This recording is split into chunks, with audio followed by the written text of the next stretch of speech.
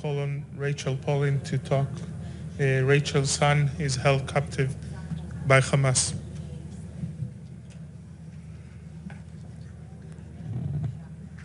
My name is Rachel, and I am the mother of Hirsh Goldberg Polin.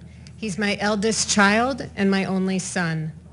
The last time I saw Hirsh was on Friday night, October 6th. We are Americans and Israeli, and we live in Jerusalem with Hirsh and our 2 daughters. We had gone as a family to synagogue and then to dinner at our friend's house. And at 11 p.m., Hirsh took his backpack he had brought with him, kissed me and kissed John, and headed out to meet one of his childhood friends whose name was Honor. And they were going to go to an all-night nature music festival in the south of Israel, ironically called the Festival of Unity and Love. The next morning, I was having a cup of tea when the bomb sirens started to blare in Jerusalem.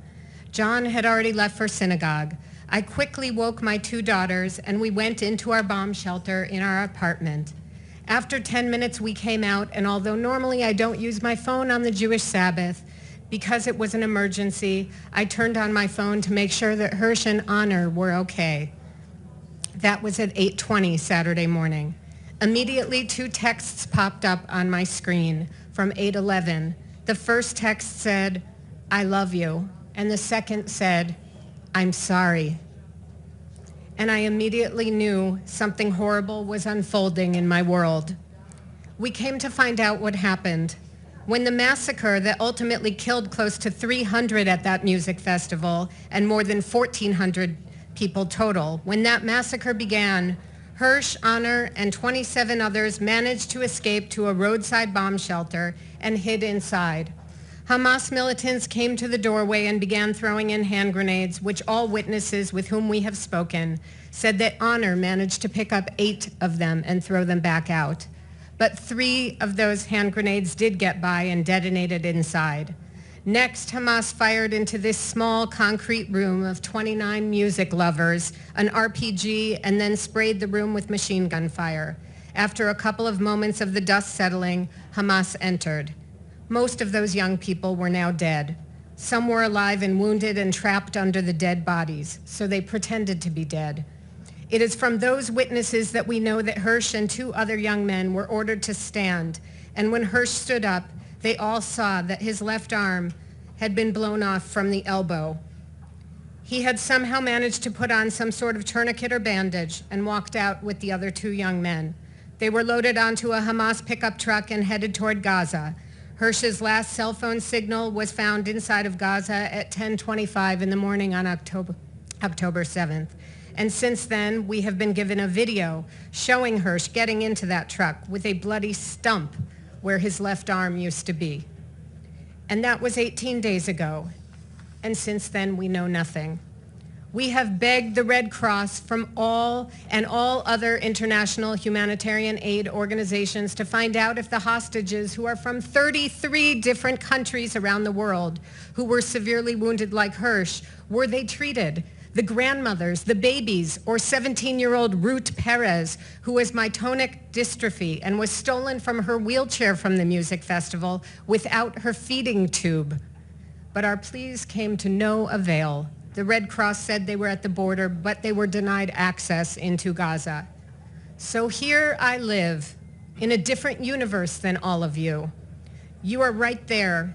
We seem like we live in the same place, but I, like all of the mothers and all of the fathers and wives and husbands and children and brothers and sisters and loved ones of the stolen, we all actually live on a different planet. And the very cruelest of questions each of us is asked every single day without intended malice is, how are you? Well, picture your own mother, and then picture her being told there are only 2 options. You are either dead, or you had your arm blown off and were kidnapped by gunpoint into Gaza and no one knows where you are, or if you bled to death in that pickup truck 18 days ago, or if you died yesterday, or if you died 5 minutes ago. Picture your own mother, and that those are her only 2 options. And that is my answer to you when you ask, how are you? That is how all of us here on our planet feel this planet of beyond pain, our planet of no sleep, our planet of despair, our planet of tears. There are over 200 hostages being held in Gaza right now. Over 100 of them are from 33 countries. Where is the world? We, the families of the 200 hostages, are far away on our own planet of agony. But where are you? Why is no one crying out for these people to be allowed access to the Red Cross? Why is no one demanding just proof of life? This is a global humanitarian catastrophe. And the hatred being showered on Israel now, I keep being asked by that in all of the press, and I will say two things. First, in an article I read, it was so eloquently stated that when you only get outraged when one side's babies are killed, then your moral compass is broken and your humanity is broken. And therefore, in your quiet moments alone, all of us everywhere on planet Earth need to really ask ourselves, do I aspire to be human, or am I swept up in the enticing and delicious world of hatred? This is not a phenomenon unique to Israel or Gaza. This is everywhere on our planet.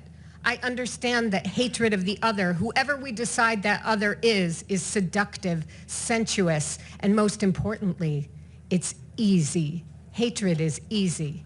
But hatred is not actually helpful, nor is it constructive. Second, I know that Israel is being cautious, not just because Israel knows there are 200 hostages who were stolen into Gaza on October 7th, but also because Israel knows there are 2 million Palestinian civilians who are trapped in Gaza. And this is why Israel gives warnings to civilians in Gaza to relocate before they strike. But there were no warnings given to the women, the children, the elderly, the music lovers, and the babies on October 7th before the intentional massacres on innocent lives. We all know that war and conflict always ends up hurting the innocent. And that is why war is so brutal. And it is why it's so very devastating. We see that everywhere in our world and everywhere in the history of our world. And a competition of pain, there is never a winner. One thing gave me a whisper of hope from all of the horror on October 7th, because one of the witnesses with whom I spoke told me that when the rocket fire first began and all of those young music-loving hippies went running into the bomb shelter, there was a Bedouin man who was a guard at the kibbutz across the street, and he ran into that same shelter for cover. And as Hamas closed in on the bomb shelter, the man told the young people, shh, stay quiet. Let me go talk to them. And he went outside and he said in Arabic, I'm a Muslim. Everyone inside is my family. We are Muslim. You don't have to search in there. He tried to save them.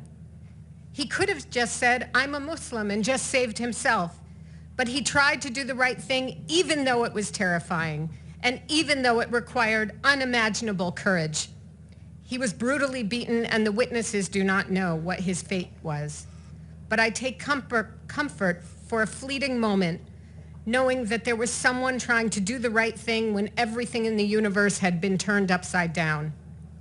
We human beings have been blessed with the gifts of intellect, creativity, insight, and perception. Why are we not using it to solve global conflicts all over the world? Because doing this is hard, and it takes fortitude, imagination, grit, risk, and hope.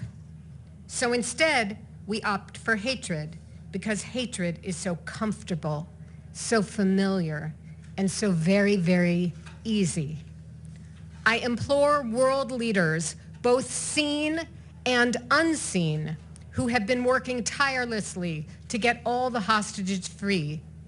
I beseech you on behalf of all people everywhere to remain steadfast, determined, and tenacious, and may God be with you, because the time is running out to save them. The time is running out to save all of us. Somebody wants to join our planet?